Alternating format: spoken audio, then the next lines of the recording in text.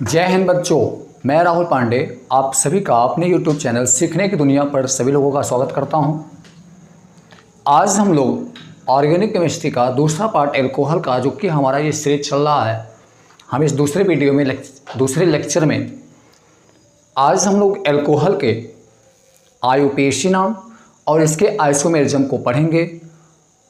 पिछले वाले वीडियो में मैंने इसमें देखा था एल्कोहल के बेसिक फंडामेंटल और उसके बेसिक में एल्कोहल क्या होते हैं, एल्कोहल के क्लासिफिकेशन वर्गीकरण क्या होते हैं, इन सब के बारे में हमने पढ़ा था। आज हम दूसरे लेक्चर में आगे बढ़ते हैं और दूसरे लेक्चर में आज हम लोग, आपको स्क्रीन पर दिख रहा होगा, आईयूपीएसी नाम और इसके आइसोमेरिज्म, समायवता जिसे कहते हैं, हम आज इसके बारे में पूरी तरीके से जानेंगे। तो आइए और चलते हैं अपने इस टॉपिक के साथ में और शुरू करते हैं अपनी ये सिलसिला।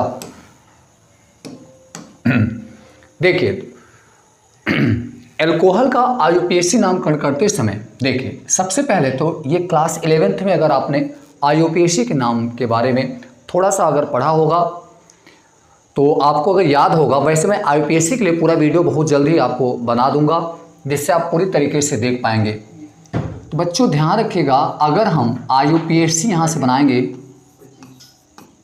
तो आईयूपीएसी नाम करने के लिए कुछ नियम बनाए गए हैं। उन नियमों को हम ध्यान रखेंगे और उन नियमों को ध्यान रखते हुए हम यहाँ पे नामकरण करेंगे।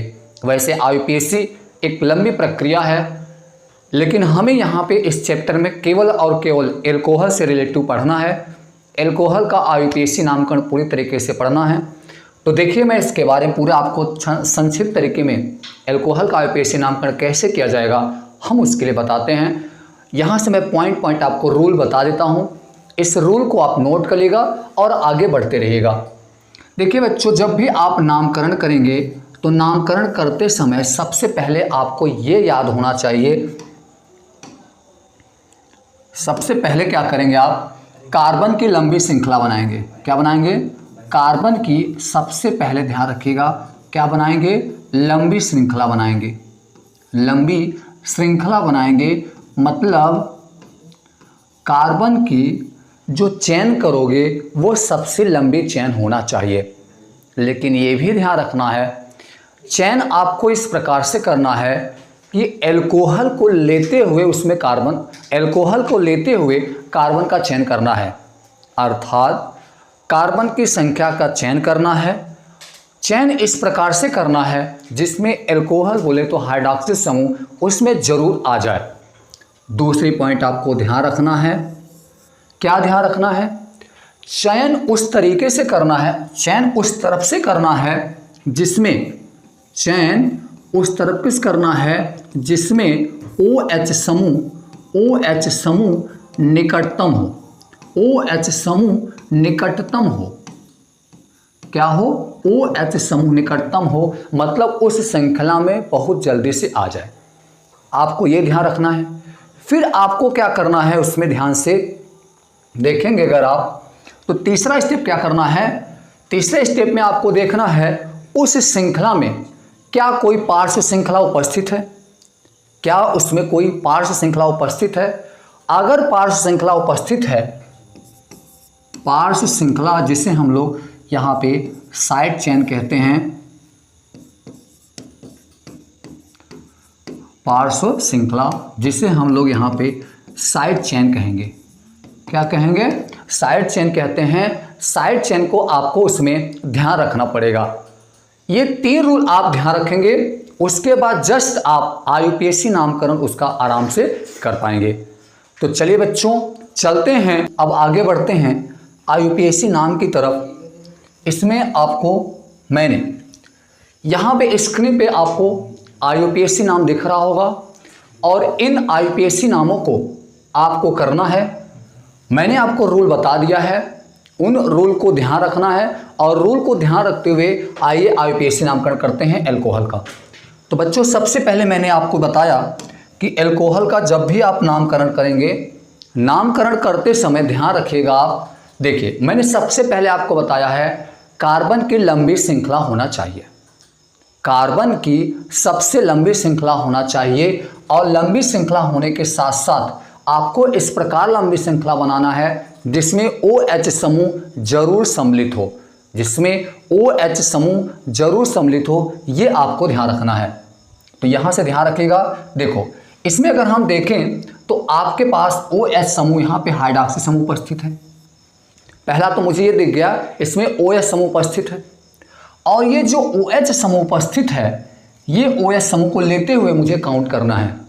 तो देखिए नंबरिंग करेंगे हम लोग। अगर हम इधर से नंबरिंग करेंगे तो 1 2 3 4 5, तो सबसे जो लंबी हमारा श्रृंखला बनेगा 5 कार्बन का बनेगा। अगर हम इधर से देखें, ध्यान से देखो 1 2 3, अगर इस श्रृंखला को हम चुनेंगे तो ये 10 कार्बन वाला श्रृंखला बनेगा। अगर हम इधर से चुनेंगे 1 2 3 4, ये 4 कार्बन वाला बनेगा। अगर हम इसको मुख्य रूप से चुने 1 2 3 4 5, तो सबसे लंबी जो हमारा श्रृंखला बना है वो 5 कार्बन वाला सबसे लंबी श्रृंखला बना है। इसका मतलब हो गया ये वाला जो श्रृंखला आपका बना, ये वाला श्रृंखला हमारा मुख्य श्रृंखला है। क्या है? ये हमारा मुख्य श्रृंखला है। और ये जो बगल बगल में समूह बच रहे हैं इनको हम कहते हैं साइड चेन। क्या कहते हैं? साइड चेन होते हैं, जिसे हम लोग पार्श्व श्रृंखला कहते हैं। तो बच्चों ध्यान रखिएगा, सबसे पहला IUPAC नामकरण करते समय आपको उस समूह का नाम लिखना है। सबसे पहले पार्श्व श्रृंखला को लिखिए आप। यहाँ से हम लोग पार्श्व श्रृंखला को देखते हैं। तो पार्श्व श्रृंखला में यहाँ पे देखिए CH3 है, तो इसको हम लोग मेथिल कहेंगे। यहाँ पे भी CH3 लगा है और यहाँ पे ये लगा है Cl, जो कि एक हैलोजन समूह है। तो यहाँ पे हम IUPAC नामकरण करते समय सबसे पहले यहाँ प्रतिस्थापी को देखेंगे। प्रतिस्थापी में यहाँ पे ध्यान से देखा जाए तो 4 नंबर पे देखा जाए तो Cl है।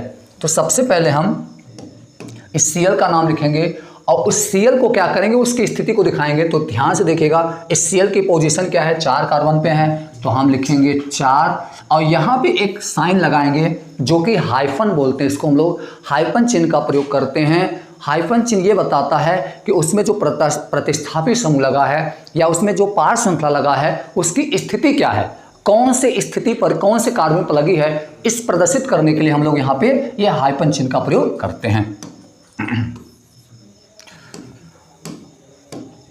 चलिए, तो यहाँ से देखिए बच्चों कौन सा लगा है, चौथे कार्बन पर लगा है। तो यहाँ पर मैं लिखा 4, हाइफन लगा दिया। क्या लगा है? क्या लगा है? Cl लगा है। तो Cl को हम लोग क्या नाम देंगे? क्लोरो। Cl को क्या नाम देंगे? क्लोरो नाम देंगे। तो 4 पे क्लोरो हो गया। फिर उसके बाद देखा जाए तो यहाँ से देखिएगा 3 पे भी CH3 है और ये 2 पे भी CH3 है। तो 3 और 2 दोनों पे लगा है, इसलिए हम क्या करेंगे, लिखेंगे 2, 3, मतलब 2 पे भी है और 3 पे भी है। क्या है? क्या है? CH3। तो CH3 को क्या बोलेंगे हम लोग? मेथिल। क्या बोलेंगे इसको हम लोग? मेथिल बोलेंगे। तो 2 और 3 दोनों पे क्या है? मेथिल लग जाएगा।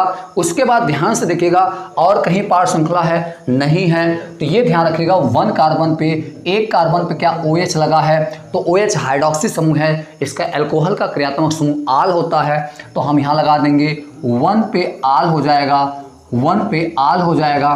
फिर उसके बाद पूरे मुख्य श्रृंखला का नाम लिखेंगे। मुख्य श्रृंखला में 5 कार्बन है। 5 कार्बन को हम लोग क्या बोलते हैं? पेंट बोलते हैं। चूंकि सभी सिंगल बॉन्ड से हैं तो एन से जुड़ जाएगा, तो इसलिए हम क्या बोलेंगे? पेंटेन। क्या बोलेंगे बच्चों? पेंटेन नाम देंगे। इस तरीके से हमारा ये पहले वाले का IUPAC नामकरण हो गया। आशा है कि आपको समझ में आ रहा होगा।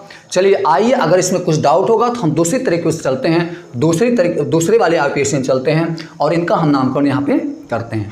तो बच्चों ध्यान से देखिएगा, इसमें अगर हम थोड़ा सा देखें इनको, देखिए तो अगर हम इसका IUPAC नामकरण करेंगे तो बच्चों वही रोल मुझे सबसे पहले देखना है। एल्कोहल का हम नामकरण कर रहे हैं। मैं आपको फिर से बता दूं, IUPAC एक लंबी प्रक्रिया है। इसमें बहुत सारे नियम कानून बनाए गए हैं, हमें उन रूल को फॉलो करना होता है। बट हमें यहाँ केवल एल्कोहल के बारे में पढ़ना है, एल्कोहल का IUPAC पढ़ना है। तो यहाँ पे हमें वरीयता एल्कोहल को देना है। तो बाकी यहाँ पे हम लोग ध्यान से देखते हैं। अब देखिए इसमें सबसे पहले अगर हम देखें तो यहाँ पे हाइड्रोक्सी समूह है, यहाँ पे OH समूह एक यहाँ पे है और एक OH समूह यहाँ पे है। तो इसमें 2 OH समूह हैं। हमें उस कार्बन से काउंट करना है, मुख्य श्रृंखला बनाना है जो हाइड्रोक्सी समूह को लेते हुए चला जाए। तो अगर हम यहाँ पे बता दें आपको ध्यान से, तो देखिए हाइड्रोक्सी समूह उपस्थित, तो हम नंबर 1 करते हैं 1 और नंबर यहाँ करते हैं 2, ये हो गया 3, ये हो गया 4, ये हो गया 5, ये हो गया 6। तो ध्यान रखिएगा, अगर 5 यहाँ बाद अगर यहाँ पे 5 के बाद अगर यहाँ भी आएंगे तब भी 6 होगा, या यहाँ भी जाएंगे तब भी 6 होगा। अगर इधर जाएंगे तो ये कट जाएगा, इधर जाएंगे तो ये, तो एक पार श्रृंखला जो कि ये आपका क्या हो जाएगा, ये आपका साइड चेन हो जाएगा। क्या हो जाएगा बच्चों, साइड चेन हो जाएगा, जिसे हम लोग पार्श्व श्रृंखला कहते हैं। ये आपका साइड चेन हो जाएगा। उसके बाद ध्यान रखिएगा, चलिए इनका नामकरण करते हैं। नामकरण में सबसे पहले लंबी श्रृंखला आपको दिख गया। हमारी जो मुख्य श्रृंखला है वो क्या है, 6 कार्बन का है। ये हमारा मुख्य श्रृंखला हो गया। अब बगल में जो छूट रहे हैं वो प्रतिस्थापी या पार्श्व श्रृंखला हो जाएंगे। तो इसमें ध्यान से देखिएगा, सबसे पहले यहाँ 1 2, तो 2 कार्बन पे देखो ये हमारा क्या छूट रहा है, दूसरे कार्बन पे देखो, इधर में ध्यान से देखें तो दूसरे वाले कार्बन पे हमारा क्या छूट गया, यहाँ मेथिल। और फिर से देखिए 5वें कार्बन पे, यहाँ भी आपके पास 5वें कार्बन पे भी CH3 छूट रहा है, तो 5वें कार्बन पे भी मेथिल छूट रहा है। इसलिए हम लोग ध्यान देंगे इसको, क्या ध्यान देंगे, तो देखिए इसको लिखेंगे तो 2 पे भी ये है और 5 पे भी है, तो लिखेंगे हम लोग 2,5, मतलब 2 पे और 5 पे दोनों पे है, क्या है, तो 2 ठो समूह लगा है, इसलिए हम लोग क्या लगाएंगे, यहाँ पे डाई लगाएंगे। क्या लगाएंगे, यहाँ पे डाई का यूज करेंगे। उसके बाद क्या लगाते हैं, यहाँ पे देखिए डाई लगा देंगे। फिर उसके बाद क्या करेंगे, अब डाई पे क्या लगा है, चूंकि CH3 है तो CH3 को हम लोग क्या बोलेंगे, मेथिल बोल देंगे। तो ये आपके पास क्या हो जाएगा, यहाँ पे 2,5 डाई मेथिल, 2,5 डाई मेथिल। उसके बाद ध्यान से देखें तो 1 पे भी OH है और यहाँ पे 3 पे भी OH है, तो हम इसको लिखेंगे 1,3, क्योंकि 1 पे भी OH समूह है और 3 पे भी OH समूह है, तो 1 और 3 2 पे OH लगा है, तो हम यहाँ पे जब OH समूह डबल डबल लगा हो, क्योंकि OH एल्कोहल का क्रियात्मक समूह है, इसलिए हम इसके क्रियात्मक समूह आल को यहाँ पे डाई आल लगा देंगे। तो हम लिखेंगे 1,3 डाई, 1,3 डाई आल, 1,3 डाई आल। उसके बाद मुख्य श्रृंखला का नाम लिखिए। मुख्य श्रृंखला में आपके पास यहाँ से देखिए 6 कार्बन है, तो 6 कार्बन को क्या बोलेंगे, हेक्सेन। क्या बोलेंगे बच्चों, हेक्सेन नाम देंगे। क्या बोलेंगे, हेक्सेन नाम देंगे। इस तरीके से आपके पास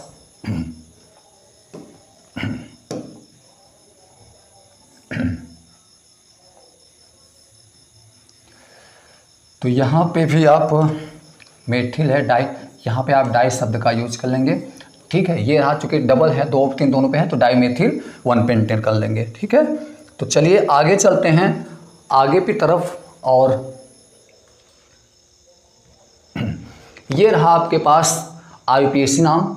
अब इसको हम लोग IUPAC में करते हैं, और मुझे आप लोग सबसे पहले वीडियो को पॉज कीजिए, खुद IUPAC नाम बनाइए, पेज में लिख करके फिर मैं जो भी लिखा रहा हूँ उसको मैच कीजिए। देखिए आपका IUPAC सही है या गलत है, जो होता है मैच करके फिर से कर लेंगे। तो चलिए बच्चों यहाँ पे बढ़ते हैं हम लोग इसको IUPAC की तरफ में। देखिए सबसे पहले मैंने वही बता दिया।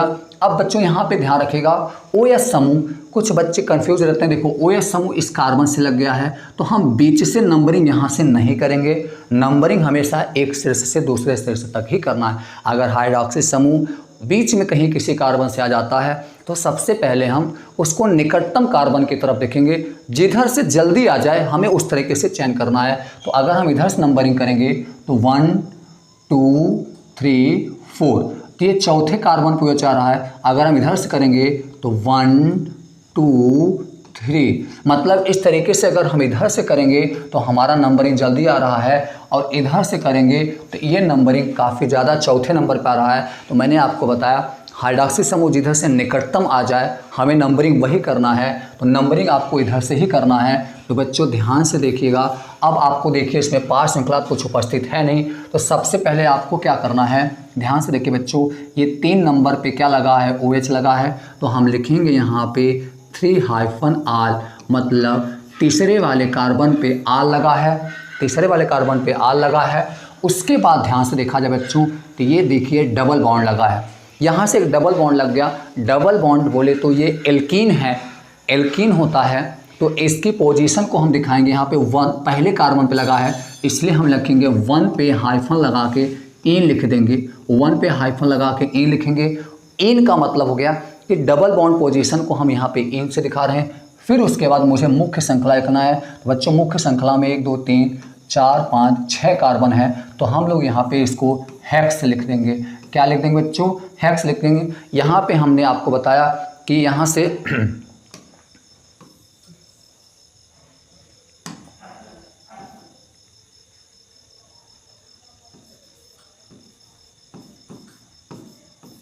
यहाँ से मैंने हेक्सेन इसलिए नहीं किया क्योंकि यहाँ से ध्यान से देखा जाए इसमें डबल बॉन्ड आ गया, तो वरीयता यहाँ पे डबल बॉन्ड को दी जाएगी यहाँ पे, तो इसलिए मैंने यहाँ पे हेक्स कर दिया है। बात क्लियर हो गया? आइए चलिए अगली तरफ चलते हैं और अगले IUPAC में आपके सामने चौथा रहा और इस चौथे क्वेश्चन को सॉल्व करते हैं हम लोग। चलिए स्क्रीन पे है आपके सामने फिर से देखिए बच्चों, फिर से वही रूल याद रखना है। इसमें OH समूह को ध्यान रखिए, OH को वरीयता दीजिए, क्योंकि जल्दी इधर से आ रहा 1 2 3 4 4 कार्बन का ये हमारा क्या है, मुख्य श्रृंखला बन गया, ये हमारा मुख्य श्रृंखला बन गया। बाकी ये दोनों छूट रहे हैं, ये पार श्रृंखला और प्रतिस्थापी समूह हो जाएंगे। तो ध्यान रखिएगा, पार श्रृंखला का नाम सबसे पहले लिखते हैं हम लोग। कैसे लिखेंगे? देखिए 2 पे ब्रोमो है, तो हम लोग यहाँ पे लगाएंगे 2 हाइफन ब्रोमो, 2 हाइफन ब्रोमो, क्या 2 हाइफन ब्रोमो करेंगे। फिर उसके बाद देखिए 3 कार्बन पे CH3 लगा है, तो 3 हाइफन मेथिल, 3 हाइफन मेथिल हो जाएगा। उसके बाद क्या करेंगे, 1 पे OH लगा है, तो लिखेंगे 1 हाइफन आल, 1 हाइफन आल, मतलब एक कार्बन पे आल लगेगा। फिर उसके बाद मुख्य श्रृंखला का नाम लिख देंगे। मुख्य श्रृंखला के साथ साथ बच्चों यहाँ पे देखो डबल बॉन्ड भी लगा है, तो 1 2 दूसरे कार्बन पे लगा है, तो हम यहाँ पे लिख देंगे 2 पे इन भी लिखेंगे, 2 पे इन लिखेंगे। और फिर यहाँ पे क्या करेंगे, 4 है, तो 4 कार्बन को हम लोग क्या बोलते हैं, ब्यूट बोलेंगे। 4 कार्बन को ब्यूट बोलते हैं। तो इस तरीके से बच्चों ये इसका IUPAC नामकरण हो गया। 2 पे ब्रोमो हो गया, 3 पे मेथिल हो गया, 1 पे आल हो गया, 2 पे इन हो गया, फिर मुख्य श्रृंखला हो गया। इस तरीके से इसका नामकरण हो गया।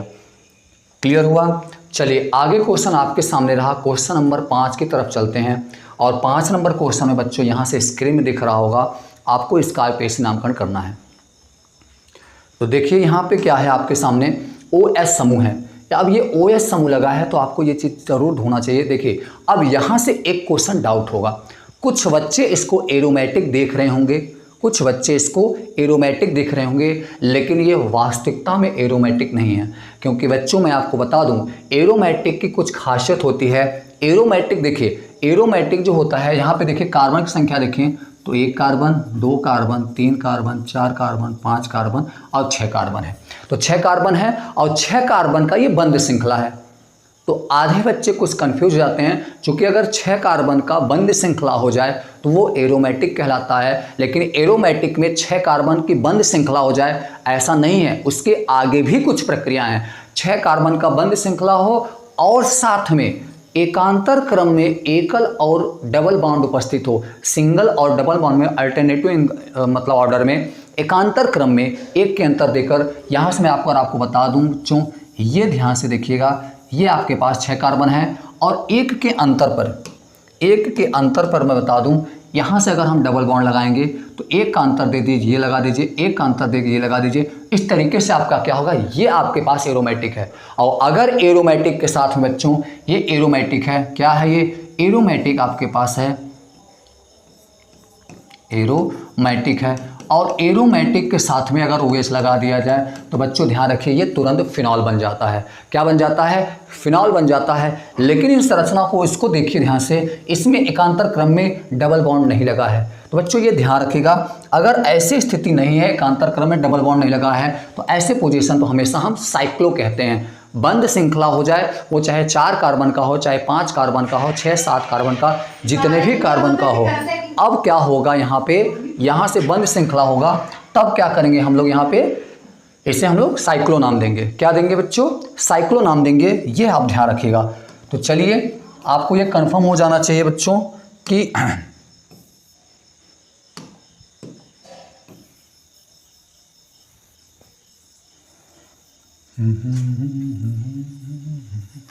चलिए अब यहाँ से आपके पास अब तो कन्फ्यूज़न दूर हो गया होगा कि बच्चों ये साइक्लो है, ये एरोमेटिक नहीं है। अगर ये एरोमेटिक होता और ये जुड़ता तो तुरंत ये फिनॉल बन जाता, जो कि ये फिनॉल नहीं है। OH लगा है और ये साइक्लो के साथ में लगा है, तो गलती मत करिए बच्चों।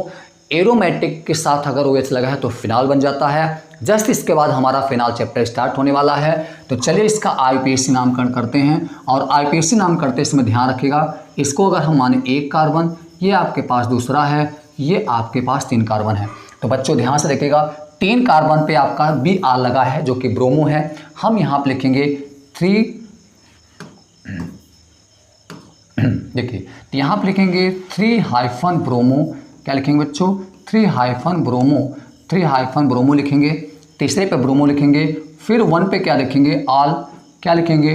1 पे आल लगा है, 1 पे आल लगा है, हो गया। उसके बाद क्या करेंगे? देखो 1 2 3 4 5 6, 6 कार्बन है और बंद श्रृंखला है, 6 कार्बन का बंद श्रृंखला है इसमें, ठीक है। तो हम लोग यहाँ पर बोलेंगे साइक्लो। क्या बोलेंगे बच्चों? साइक्लोहेक्सेन। क्या बोलेंगे? साइक्लोहेक्सेन। साइक्लोहेक्सेन नाम देंगे, हमेशा ध्यान रखिएगा, ठीक है। तो ये हो गया 3 ब्रोमो, 1 पे आल, साइक्लोहेक्सेन, ये इसका IUPAC नाम हो गया। अगले तरफ हम देखते हैं क्वेश्चन नंबर 6 में, यहाँ से इसका 6वां नंबर रहा IUPAC में। तो बच्चों ये ध्यान रखिएगा, 6 नंबर में वीडियो को पॉज कीजिए और रोक करके नामकरण खुद कीजिए, फिर आगे बढ़ते हैं हम लोग। यहाँ से देखिए, तो अगर हम देखें यहाँ पे OH दिख रहा है, OH हाइड्रोक्सी समूह है, एल्कोहल का पहचान है। फिर से देखो 1, यहाँ पे कार्बन 2, कार्बन 3, कार्बन 4, मतलब ये 4 कार्बन का बंद श्रृंखला है। इसके साथ में हाइड्रोक्सी समूह, प्रतिस्थापी समूह भी जुड़े हैं। तो बच्चों ध्यान रखिएगा, नाम करते समय इसका हम नंबरिंग करेंगे 1 2 और 3। अब यहाँ पे ध्यान रखिएगा, ये दोनों प्रतिस्थापी समूह होंगे। अब हम इनका नामकरण करेंगे, तो यहाँ पे देखेंगे ध्यान से, 2 पे Cl लगा है तो Cl को हम लोग क्लोरो कहेंगे, और 3 पे Br लगा है तो 3 पे ब्रोमो कहेंगे। तो अंग्रेजी वर्णमाला को ध्यान देंगे, अंग्रेजी वर्णमाला में पहले ब्रोमो आता है, B आता है, इसलिए हम लोग सबसे पहले इसका नाम लिखेंगे। क्या लिखेंगे? 3 पे ब्रोमो। क्या लिखेंगे बच्चों? 3 पे ब्रोमो, और फिर 2 पे क्लोरो। क्या लिखेंगे? 2 पे क्लोरो, फिर उसके बाद 1 पे ऑल। क्या लिखेंगे? 1 पे ऑल, 1 पे ऑल। फिर आगे बढ़ेंगे हम लोग 1 2 3 4, 4 कार्बन का बंद श्रृंखला है, 4 कार्बन का बंद श्रृंखला है, इसलिए हम लोग लिखेंगे इसको, क्या लिखेंगे? साइक्लो। क्या लिखेंगे बच्चों? साइक्लोब्यूटेन। क्या लिखेंगे?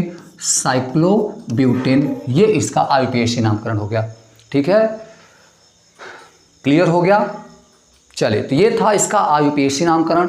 आशा है कि आप सभी लोगों को समझ में आया होगा। इसका नोट्स आप सभी लोग बनाते रहिए। तो चलिए आगे चलते हैं IUPAC नामकरण में यहाँ से, और ये 2 क्वेश्चन आप में रहा, इन दोनों क्वेश्चन को आप नोट करेंगे, ये आपका होमवर्क रहेगा। आप दोनों क्वेश्चन को नोट करके कमेंट बॉक्स में नाम जरूर लिखिएगा, इन दोनों का IUPAC नाम क्या होगा, हमें आपके कमेंट का इंतज़ार रहेगा। हम आपके कमेंट को ज़रूर पढ़ेंगे। हम इन दोनों का IUPAC नाम आप कमेंट में ज़रूर करिएगा। आप सभी का कमेंट हम ज़रूर पढ़ते हैं। तो चलिए आगे चलते हैं। ये रहा आपका एल्कोहल का IUPAC नामकरण बच्चों। अब हम चलते हैं आइसोमेरिज्म में।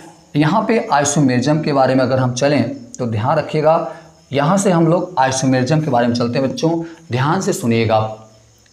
तो एल्कोहल का आइसोमेरिज्म पढ़ेंगे हम लोग। फिर से मैं आपको बता दूं, आइसोमेरिज्म भी एक बहुत लंबा चैप्टर है, लंबा टॉपिक है। हम उसे एल्कोहल पार्ट में इतना लंबा टॉपिक को कवर नहीं कर पाएंगे। इसके लिए हम आपको अलग से आइसोमेरिज्म पूरा लंबा सा चैप्टर 2-3-4 वीडियो में करके आपको बना देंगे, बहुत ही जल्दी आपको बना देंगे। तब तक हम यहाँ पे आपको आइसोमेरिज्म के बारे में संक्षिप्त तरीके में कुछ आपको दोहरा देते हैं, और फिर आगे हम एल्कोहल के आइसोमेरिज्म को बताते हैं। बच्चों आपको मैं बता दूं, आइसोमेरिज्म को हम लोग समावेता कहते हैं। समावेता में आपको ये चीज़ ध्यान रखना है। क्या ध्यान रखना है? देखिए, तो समावेता कहते हैं हम लोग, समावेता आइसोमेरिज्म। क्या बोलते हैं? आइसोमेरिज्म। देखिए आइसोमेरिज्म क्या होता है बच्चों, सबसे पहले आपको ध्यान रखना है क्या, आइसोमेरिज्म एक ऐसे अणुसूत्र, मतलब एक ऐसा कार्बनिक यौगिक जिनके अणुसूत्र हमेशा क्या हो, समान हो। क्या हो बच्चों? अणुसूत्र उनके हमेशा क्या होते हैं, समान होते हैं। मतलब मॉलिक्यूलर जो फार्मूला होते हैं, मॉलिक्यूलर इनके फार्मूले जो होते हैं हमेशा इनके सेम रहेंगे। मॉलिक्यूलर फार्मूला में इनके फार्मूले में कोई चेंजिंग नहीं आएगी। अणुसूत्र हमेशा समान होंगे, अणुसूत्र हमेशा समान होंगे। दूसरा पॉइंट आपको ध्यान रखना है, इनके संरचना सूत्रों में मतलब स्ट्रक्चर जो फार्मूला होंगे वो ध्यान रखिएगा अलग अलग होंगे। स्ट्रक्चर फार्मूला क्या होंगे बच्चों? अलग अलग होंगे। स्ट्रक्चर फार्मूला अलग अलग होंगे। तीसरी बात ध्यान रखना, इनके फिजिकल और केमिकल प्रॉपर्टीज, बोले तो भौतिक और रासायनिक गुण, क्या भौतिक व रासायनिक जो गुण होंगे, रासायनिक गुण वो अलग अलग होंगे। भौतिक और रासायनिक गुण क्या होंगे? अलग अलग होंगे। ये आप ध्यान रखिएगा, भौतिक और रासायनिक गुण बच्चों अलग अलग होंगे। भौतिक और रासायनिक गुण में अलग अलग होने का रीजन है क्योंकि इनके यहाँ पे स्ट्रक्चर में क्या होता है, स्ट्रक्चर में थोड़ा सा भिन्नता पाई जाती है और स्ट्रक्चर में भिन्नता पाए जाने के कारण भी इनके फिजिकल और केमिकल प्रॉपर्टीज में भी भिन्नता डिफरेंट आ जाता है। तो बच्चों आपको बता दें, समवायता क्या होता है? एक ऐसा यौगिक जिनके अणुसूत्र हमेशा समान होंगे, अणुसूत्र हमेशा समान होंगे, संरचना सूत्र स्ट्रक्चर फार्मूला अलग अलग होंगे, उसके बाद उनके फिजिकल और केमिकल प्रॉपर्टीज में भी भिन्नता पा जाएगी। तो इस प्रॉपर्टीज को पूरा हम लोग क्या बोलते हैं? समवायता बोलते हैं। और उनके जो डिफरेंट स्ट्रक्चर बनेंगे उसे हम लोग समवायी उसके बोलते हैं। उन सब के डिफरेंट जो भी स्ट्रक्चर बनते हैं वो एक दूसरे के समवायी होते हैं। क्या इतनी बात समझ में आ गई सबको? आइए हम आपको एग्जाम्पल से कुछ यहाँ पे समझाते हैं, ठीक है? देखिए, तो एग्जाम्पल पे अगर हम आपको देखें,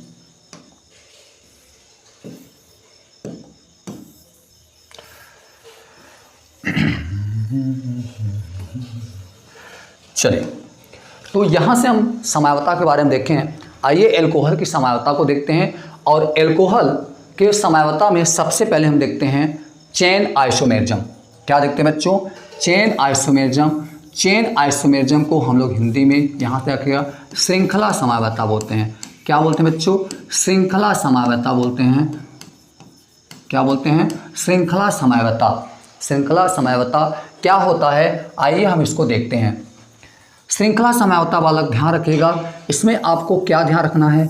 इस समवायता में, चेन आइसोमेरिज्म में हमेशा ध्यान रखिएगा कि जो कार्बन होगा उस कार्बन का जो चेन बनेगा, कार्बन की एक जो लंबी श्रृंखला बनेगी, उस कार्बन की लंबी श्रृंखला में हर स्ट्रक्चर में हमेशा ध्यान रखिएगा डिफरेंटता पाई जाएगी, भिन्नता पाई जाएगी। मतलब उस कार्बन की जो आप डिफरेंट स्ट्रक्चर बनाएंगे, हर स्ट्रक्चर में कार्बन की जो मेन चेन होगा वो हमेशा डिफरेंट होना चाहिए। हमेशा इसमें क्या ध्यान रखना पड़ेगा बच्चों? इसमें हमेशा ध्यान रखना पड़ेगा, इसमें number of carbon is different. Number of carbon is different in different structure formula.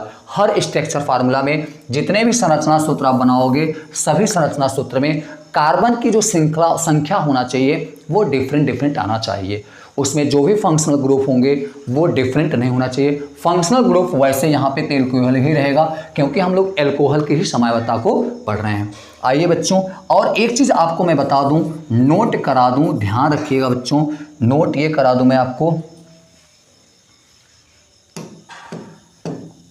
देखिए, नोट पॉइंट ये ध्यान रखिएगा, अगर कार्बन की संख्या, यदि ध्यान रखिएगा इसमें मिनिमम, क्या इसमें मिनिमम नंबर ऑफ कार्बन जो होता है वो हमेशा कितना होता है? 4 होता है। कितना होता है बच्चों? 4। मतलब इसमें कार्बन की जो संख्या कारबन संख्या होती है, सबसे कम संख्या होती है, वो हमेशा कितना होता है? हमेशा कितना होता है? न्यूनतम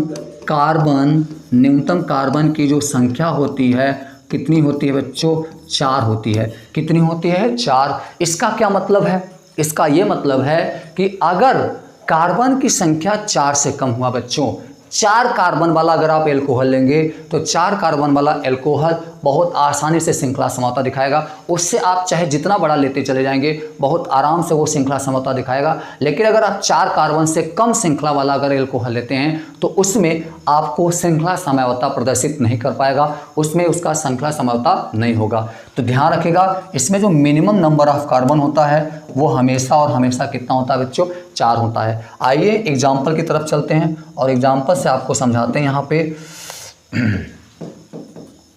देखिए, एग्जाम्पल की तरफ अगर हम यहाँ पे ले लें, देखिए मैंने यहाँ पे क्या ले लिया? C4H यहाँ से ले लिया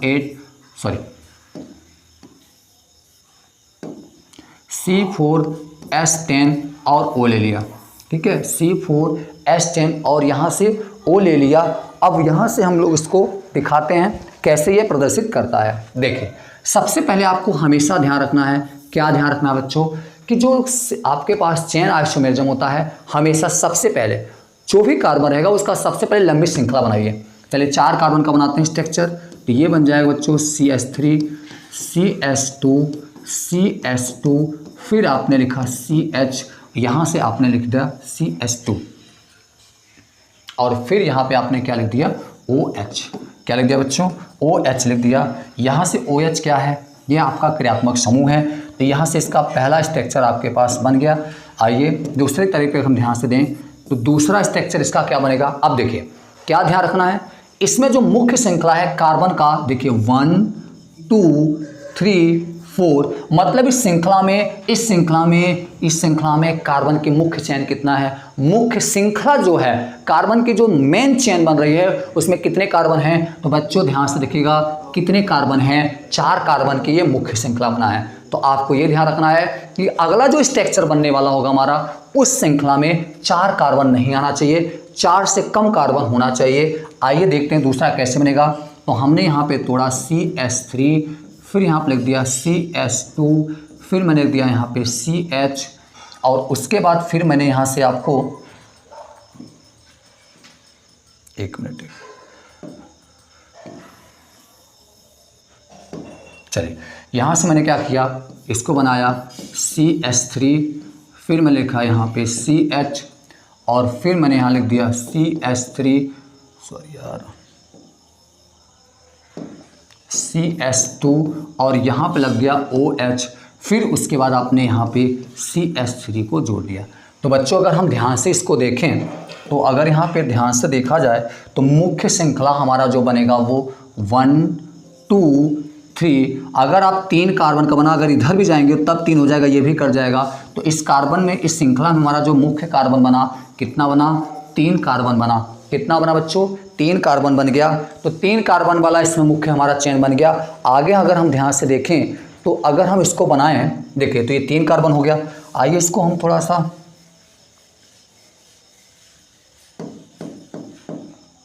देखिए, इसका अगर हम सोचें, अब आगे सोचिए इसका तीसरा पार्ट क्या बनने वाला है, क्या तीसरा पार्ट भी, इसका तीसरा स्ट्रक्चर भी संभव है। चलिए देखते हैं, थोड़ा सा बस दिमाग लगा लेते हैं हम लोग।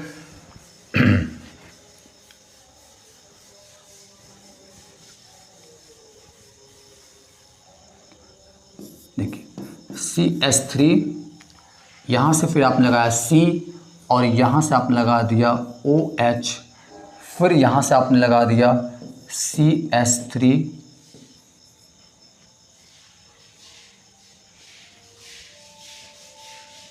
हाउस करज के,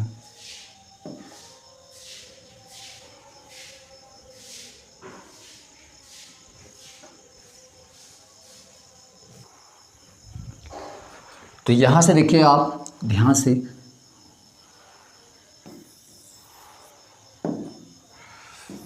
ये बनेगा CH3 CH,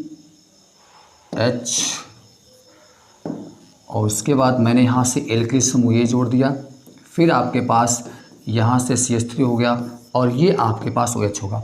तो ध्यान रखिएगा, यहाँ से अगर हम देखें तो इस तरीके से हमारा इसके 3 स्ट्रक्चर बन गए हैं। इसका मतलब हो गया कि जो अगर हम इसको यहाँ पे C4H10O का जो आपके पास आइसोमेरिज्म बना हुआ है, इसके 3 आइसोमेरिज्म बनेंगे। वो कौन से आइसोमेरिज्म है, structure isomerism, sorry chain isomerism है, श्रृंखला समझौता प्रदर्शित हुआ है। तो चलिए आगे चलते हैं हम इसके दूसरे टाइप्स में यहाँ से, और दूसरा टाइप से हमारा बच्चों यहाँ पे ध्यान रखिएगा, क्या है हमारा दूसरा, हमारा है पोजीशन आइसोमेरिज्म। क्या है, पोजीशन आइसोमेरिज्म, जिसे हम लोग यहाँ से आपके पास स्थान समवायता कहेंगे। क्या कहेंगे, स्थान समवायता कहेंगे, स्थान समवायता कहेंगे। स्थान समवायता क्या होता है, इसमें आपको ध्यान रखना है बालक, क्या ध्यान रखना है कि इस फंक्शनल में आपके पास जो भी फंक्शनल ग्रुप होगा, उस फंक्शनल ग्रुप का जो पोजीशन होना चाहिए वो डिफरेंट होना चाहिए। जैसे एग्जांपल पे अगर हम समझें, क्या होना चाहिए, पोजीशन बस डिफरेंट डिफरेंट होना चाहिए, मतलब जो भी आप उसमें फंक्शनल ग्रुप यूज कर रहे हो उसका डिफरेंट डिफरेंट पोजीशन होना चाहिए। तो चलिए एग्जांपल लेते हैं। हाँ, एक चीज़ और ध्यान रखिएगा बच्चों, अगर इसमें कार्बन की संख्या 3 है या 3 से ज़्यादा है तभी ये प्रदर्शित कर पाएगा। इसका मतलब है पोजीशन आइसोमेरिज्म में जो मिनिमम नंबर ऑफ जो कार्बन होगा वो कितना होगा, 3 होगा। अगर 3 से कम अगर कार्बन हुआ तो 3 से कम कार्बन वाला ये ध्यान रखिएगा आइसोमेरिज्म आपको पोजीशन आइसोमेरिज्म नहीं दिखाएगा। 3 से ज़्यादा जितना भी लेना चाहते हो आप ले लो, कोई दिक्कत नहीं है। तो यहाँ से अगर मैं आपको बता दूँ, देखिए तो यहाँ से क्या ले लिया मैंने, C3H8O मैंने ले लिया। आइए इसका आइसोमेरिज्म बनाते हैं। इसका आइसोमेरिज्म ध्यान से देखते हैं, वो कौन सा आइसोमेरिज्म बनाना है, पोजीशन आइसोमेरिज्म में यहाँ पे हमें ध्यान रखना है क्रियात्मक समूह क्या है, OH है। OH की जो पोजीशन होना चाहिए हर श्रृंखला हर स्ट्रक्चर में डिफरेंट होना चाहिए। तो यहाँ से अगर हम इसका एक बना लें, यहाँ पे क्या बना लेंगे, तो मैंने यहाँ से बना लिया आपके पास CS3 CS2, फिर मैंने लिखा CS2, यहाँ लग गया OH, यहाँ क्या लग गया, OH लग गया। तो अगर स्ट्रक्चर में देखें तो यहाँ पे OH की जो पोजीशन है क्या है, पहले कार्बन पे है, क्या है, पहले कार्बन पे। इसका नामकरण कर दोगे तो क्या हो जाएगा, 1 पे आल, क्या हो जाएगा 1 पे आल 1 2 3, इसे हम लोग प्रोपेन कहेंगे। क्या कहेंगे, 1 पे आल प्रोपेन कहेंगे। फिर आगे अगर हम ध्यान से देखें दूसरा स्ट्रक्चर बनाएं तो दूसरे स्ट्रक्चर में देखिए ये लगा है 1 पे आल, मतलब इसमें जो क्रियात्मक समूह है उसकी पोजीशन क्या है, पहले कार्बन की है। तो अगर हम इसके स्ट्रक्चर को चेंज करें तो यहाँ पे CH3 CH, फिर लगा लेंगे हम लोग CH3 और मैंने यहाँ पर लगा दिया OH। क्या लगा दिया बच्चों, यहाँ से मैंने लगा दिया OH। तो इस स्ट्रक्चर में देखा जाए इसमें फंक्शनल ग्रुप आपका जो OH है पहला दूसरा तीसरा। अब ध्यान से देखा जाए तो उसमें पोजीशन आपका पहला OH की जो क्रियात्मक समूह था आपके पास उसका जो पोजीशन था वो पहले कार्बन पे था। इस स्ट्रक्चर में OH की जो पोजीशन है वो कहाँ है, दूसरे कार्बन पे है। तो दोनों स्ट्रक्चर में देखिए पोजीशन चेंज हो गया। इसका मतलब यहाँ पे हम क्या करेंगे, 2 आल करेंगे। क्या करेंगे, 2 आल करेंगे और उसके बाद क्या लिखेंगे, प्रोपेन। तो 2 आल प्रोपेन हो गया, ये आपको ध्यान रखना है। तो इस तरीके से यहाँ से C3H8 का कितने आइसोमेरिज्म होंगे, यहाँ पे कितने पोजीशन आइसोमेरिज्म होंगे, पोजीशन आइसोमेरिज्म होंगे। तो पोजीशन आइसोमेरिज्म हमारे पास कितने हैं, यहाँ पे 2 इसके पोजीशन आइसोमेरिज्म बनेंगे आपके पास, ठीक है। चलिए इसके आगे वाले प्रकार में चलते हैं और आगे हमारा पोजीशन यहाँ पे रहा आपके पास फंक्शनल आइसोमेरिज्म। क्या है, फंक्शनल आइसोमेरिज्म बच्चों, जिसे हम लोग क्या बोलते हैं, क्रियात्मक समूह। क्या बोलेंगे, क्रियात्मक समूह समवायता। क्रियात्मक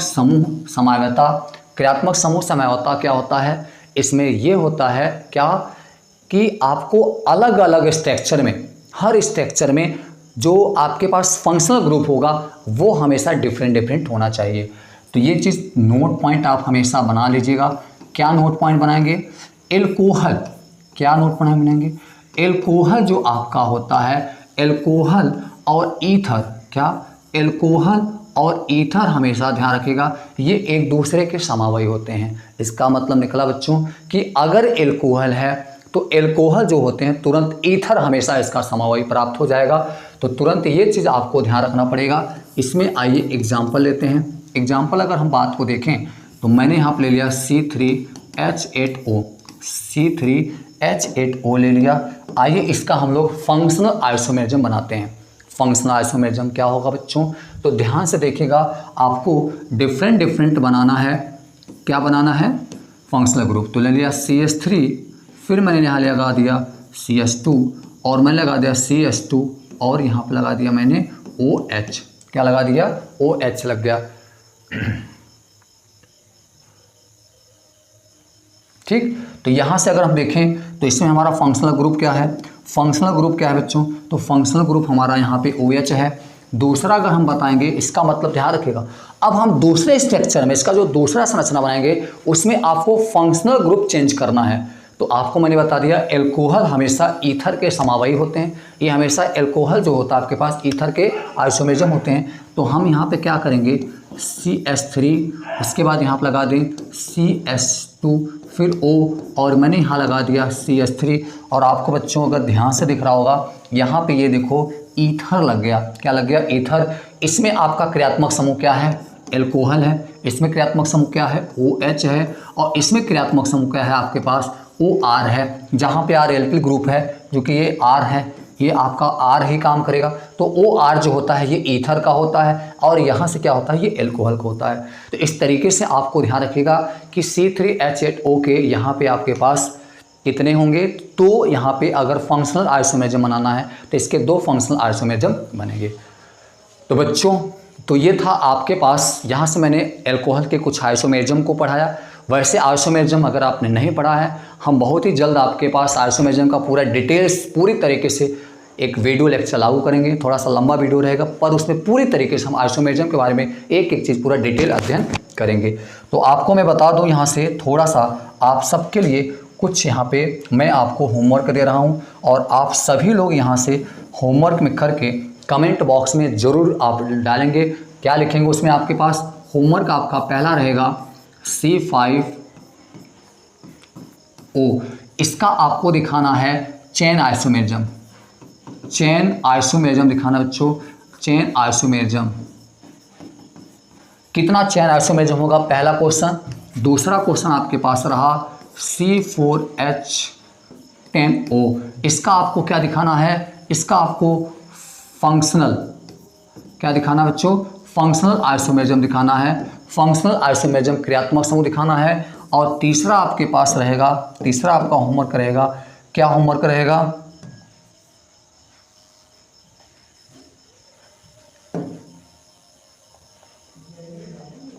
तीसरा होमवर्क आपके पास रहेगा यहाँ पे C5H12O।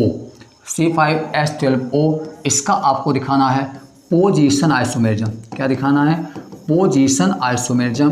पोजीशन आइसोमेरिज्म का मतलब स्थान समायोता आपको दिखाना है। तो ये तीनों आपका होमवर्क रहेगा। कमेंट बॉक्स में आप जरूर लिखिएगा। तो इस वीडियो को यहीं पर समाप्त करते हैं। अगली वीडियो में हम आएंगे और एल्कोहल के प्रिपरेशन, एल्कोहल बनाने की विधि, एल्कोहल के फिजिकल और केमिकल प्रॉपर्टीज़ के साथ आएंगे। तब तक आप सभी लोग इस वीडियो को देख के नोट्स बनाते रहिए। इसे ज़्यादा से ज़्यादा लोगों के पास शेयर कीजिए। जय हिंद।